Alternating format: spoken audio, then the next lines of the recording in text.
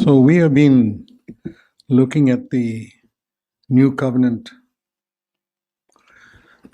these past months. গত কয়েক মাস ধরে আমরা নতুন নিয়ম নিয়ে আলোচনা করেছি। And just to review what we've already done. In the first, we finished 10 sessions. The first one was আর এ পর্যন্ত যা যা আলোচনা হয়েছে তার একটি সংক্ষিপ্ত পর্যালোচনা করা যাক। আমরা 10টি অধিবেশন সম্পূর্ণ করেছি এখনো পর্যন্ত। We saw the seriousness of sin, আর প্রথমে আমরা দেখেছি পাপের গুরুতরতা বা ভয়াবহতা, which they did not understand under the old covenant. যেটা তারা পুরাতন নিয়মের অধীনে বুঝতেই পারেনি। So as I go through this, you can see yourself. আর যখন আমি এগুলো বলছি তখন আপনারা ভেবে দেখুন। We can all see whether we've understood, even if we haven't experienced, whether we understand and long for this new covenant. No. যে আপনারা কি সত্যি এগুলো বুঝেছেন বা নতুন নিয়মের জন্য ব্যাকুল হয়েছেন? Number one is the seriousness of sin. প্রথমত হচ্ছে পাপের গুরুত্ব বা পাপের ভয়াবহতা বোঝা। And that's something that should increase in us as we walk with the Lord. আর এটা এমন একটা বিষয় যেটা আমাদের জীবনে আমরা যত প্রভুর সাথে গমনা করি যেন আমাদের মধ্যে বৃদ্ধি পায়। Secondly, to দ্বিতীয়ত, be absolutely sure that God does not remember our past sins. দ্বিতীয়টি হলো এই বিষয়ে সম্পূর্ণ নিশ্চিত হওয়া যে ঈশ্বর আমাদের অতীতের পাপ আর মনে রাখেন না। How do you know you're sure of that? এখন আপনি কিভাবে বুঝবেন যে আপনি এই বিষয়ে নিশ্চিত? I'll tell you আমি আপনাকে বলবো কিভাবে। that you will not remember the sins that other people have done against you. যখন আপনি অন্যদের করা অপরাধ বা পাপ আর মনে রাখবেন না, যারা আপনার বিরুদ্ধে পাপ করেছে তাদের করা ভুল আপনি আর মনে রাখবেন না, তখনই। If you remember them, you don't believe God's blotted out your past sins, because we pray, forgive us as we forgive others.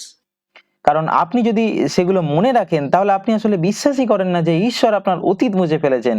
যেমন আমরা প্রার্থনা করি যে আমাদের অপরাধ ক্ষমা করো যেমন আমরা আমাদের অপরাধীদের ক্ষমা করিয়াছি। And thirdly, the Holy Spirit reveals God as our Father. তৃতীয়ত, পবিত্র আত্মা ঈশ্বরকে আমাদের পিতা হিসেবে প্রকাশ করেন। Now, how do we know whether we know that or not? এখন আমরা যে এটা জানি সেটা আমরা কিভাবে বুঝবো? We are free from anxiety. আমরা যখন সব দুশ্চিন্তা থেকে মুক্ত হব। If Almighty God who rules the universe is your Father, you cannot be anxious.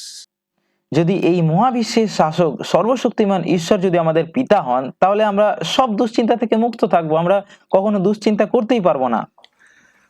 And number 4 আর চতুর্থ, is God who gives us the desire and ability to do God's will. ঈশ্বরই আমাদের তার ইচ্ছা পালন করার ইচ্ছা এবং ক্ষমতা, আকাঙ্ক্ষা এবং ক্ষমতা দেন, উভয় দেন। That means, how do we know that? I acknowledge I can't do it. আর আমি এটা কিভাবে বুঝবো? যখন আমি এটা স্বীকার করি যে আমি এটা করতে পারি না, I can't do God's will. I don't আমি স্বীকার করি যে আমি নিজের শক্তিতে এটা করতে পারি না, have the desire and I don't have the ability. আমার নিজের ক্ষমতাও নেই আমার নিজের আকাঙ্ক্ষাও নেই। But I believe with all my heart that God will fill me with the Holy Spirit. কিন্তু আমি মনে প্রাণে বিশ্বাস করি যে ঈশ্বর আমাকে পবিত্র আত্মায় পূর্ণ করবেন। And this is the mark of being filled with the Holy Spirit. আর আত্মায় পূর্ণ হবার চিহ্ন হলো You have a tremendous desire to do God's will and you have the power to do it. আপনার মধ্যে ঈশ্বরের ইচ্ছা পালন করার একটা তীব্র আকাঙ্ক্ষা এবং সেটা করার শক্তি থাকবে, সেটাই চিহ্ন। And then number 5, আর এরপর পঞ্চম হলো the new covenant leads us to love Jesus supremely. নতুন নিয়ম আমাদের প্রভু যিশুকে সর্বোচ্চভাবে ভালোবাসতে শেখায়।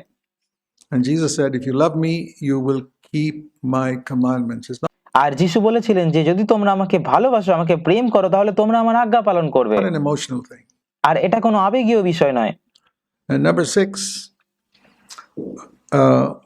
we will bear the dying of Jesus constantly. Now, ষষ্ঠ হলো আমরা আমাদের দেহে ক্রমাগত যিশুর মৃত্যুকে বহন করব। in other words, taking up the cross will not be a burdensome, heavy thing. We অন্যভাবে বলতে গেলে ক্রুশ তুলে নেওয়া আমাদের জন্য কোনো বোঝা হবে না বা কঠিন বিষয় হবে না। gladly die to self daily. আমরা প্রতিদিন আনন্দের সাথে নিজের কাছে মৃত হব।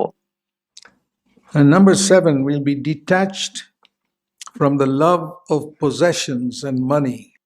সপ্তম হলো আমরা সম্পদ ও টাকার মোহ থেকে মুক্ত থাকব। Only the Holy Spirit can do that. একমাত্র পবিত্র আত্মাই সেটা করতে পারেন। All human beings love money, from the beggar to the billionaire. ভিখারি থেকে শুরু করে কোটিপতি পর্যন্ত সব মানুষই টাকাকে ভালোবাসে। Only the Holy Spirit can detach us from it. আর শুধুমাত্র পবিত্র আত্মা আমাদের এই মোহ থেকে মুক্ত করতে পারেন। But the measure in which we are attached to Christ is entirely dependent on the measure in which we are detached from the love of money. আর আমরা খ্রিস্টের সাথে কতটা যুক্ত সেটা নির্ভর করে আমরা টাকার মায়া থেকে কতটা মুক্ত সেটার উপরেই। If you're not getting closer to Christ, you can be pretty sure you're getting attached to the love of money. আর যদি আপনি খ্রিস্টের প্রতি আকর্ষিত না হন, খ্রিস্টের সাথে যুক্ত না হন, তাহলে আপনি একদম নিশ্চিত থাকতে পারেন যে আপনি টাকার মায়া থেকে বেরোতে পারবেন না, আপনি টাকার বেশি আরো বেশি আসক্ত। It's one of two directions. আর এটা দুটোর মধ্যে একটা হবেই। And the next one is the Holy Spirit keeps us in the presence of Christ. আর এর পরেরটা হলো পবিত্র আত্মা আমাদের প্রভু যীশু খ্রিস্টের উপস্থিতিতে রাখেন। I've set the Lord always before me, আমি সদাপ্রভুকে সর্বদা আমার সম্মুখে রাখিয়াছি। and that's how we keep from sin. এভাবেই আমরা পাপ থেকে দূরে থাকি। And number 9, we know that Satan's been defeated, আর নবম হলো আমরা এটা জানি যে শয়তান পরাজিত হয়েছে, and the Holy Spirit gives us light on Satan's tactics when complete freedom. এবং পবিত্র আত্মা তার কৌশলগুলো থেকে শয়তানের কৌশলগুলো আমাদের কাছে প্রকাশ করেন যাতে আমরা তার ভয় থেকে সম্পূর্ণ স্বাধীন থাকতে পারি। From the fear of the devil, because we know he's been defeated on the cross. শয়তানের ভয় থেকে আমরা সম্পূর্ণ স্বাধীন থাকতে পারি কারণ আমরা জানি যে সে ক্রুশে ইতিমধ্যেই পরাজিত হয়েছে। And number 10, we learn to worship God, not praise God. দশম হলো আমরা কেবল প্রশংসা নয় বরং ঈশ্বরের আরাধনাও করতে শিখি। Praise, what many people call worship in a meeting. Worship meeting is not a worship meeting, it's a praise meeting. আর আরাধনা, অনেক মানুষ যেটাকে আরাধনা বলে সেটা আসলে প্রশংসার সভা, আরাধনা নয়। Praise and thanksgiving meeting. সেগুলো শুধু প্রশংসা এবং ধন্যবাদ দেওয়ার সভা। Worshipping is something you really can do only all by yourself. আরাধনা এমন একটি বিষয় যেটা আপনি যখন একেবারে একা থাকেন তখনই প্রকৃতভাবে করা সম্ভব। When you're all alone যখন আপনি একদম একা থাকেন, with nobody around, that's the যখন কেউ থাকে না আপনার পাশে, ideal place to worship God. ঈশ্বরের আরাধনা করার এটাই একমাত্র আদর্শ জায়গা। Okay, we go to number 11 now, এখন আমরা 11 নম্বর বিষয়ে যাব, and that is the importance of family life. আর এটা হলো পারিবারিক জীবনের গুরুত্ব। In the Old Covenant, there was no emphasis on family life. পুরাতন নিয়মে পারিবারিক জীবনের উপর তেমন কোনো জোর দেওয়া হয়নি। There is no command in the Old Testament of husbands to love their wives or wives to submit to their husbands. আর পুরাতন নিয়মে এরকম কোনো আজ্ঞা বা আদেশ দেওয়া হয়নি যে স্বামীদের স্ত্রীকে ভালোবাসতে হবে এবং স্ত্রীদের স্বামীর অধীনে থাকতে হবে, এরকম কোনো আদেশ পুরাতন নিয়মে ছিল না।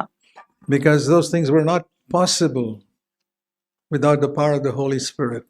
কারণ পবিত্র আত্মার শক্তি ছাড়া এগুলো সম্ভবই ছিল না তখন। There was no command to, you go to the Proverbs and the Psalms, there are few new covenant teachings in those two books.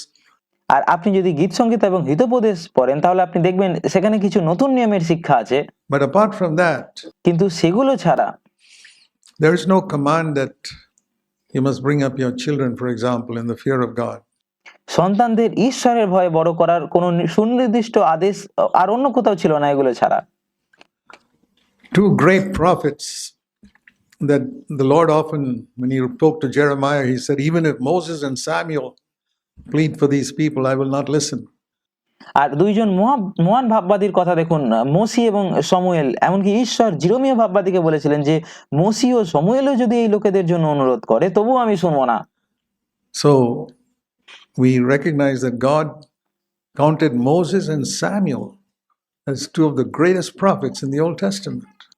এটা দেখায় যে ঈশ্বর তাদের মোসি এবং সমুয়েলকে শ্রেষ্ঠ ভাববাদীদের তালিকার মধ্যে গণ্য করেছিলেন। But Moses was a man, what I read about him with his wife is he fought with his wife. কিন্তু মোসি এমন একজন মানুষ ছিলেন যিনি তার স্ত্রীর সাথে ঝগড়া করেছিলেন। And he disobeyed God and didn't circumcise his son until God almost killed him. আর তিনি তার ছেলের ত্বকচ্ছেদ করার বিষয়ে ঈশ্বরের অবাধ্য হয়েছিলেন যতক্ষণ না ঈশ্বর তাকে মেরেই ফেলেছিলেন। You read that in Exodus 4. আপনারা যাত্রা পুস্তক 4 অধ্যায়ে এটা পড়েন। Here's a man who fought with his wife, who had not obeyed God in relation to his commandments, and আর এখানে এমন একজন মানুষ ছিলেন যিনি যিনি ঈশ্বরের আজ্ঞার অবাধ্য হয়েছিলেন, Yet he was the greatest leader in Israel. কিন্তু তারপরেও তিনি ইসরায়েলের একজন মহান ভাববাদী ছিলেন, নেতা ছিলেন।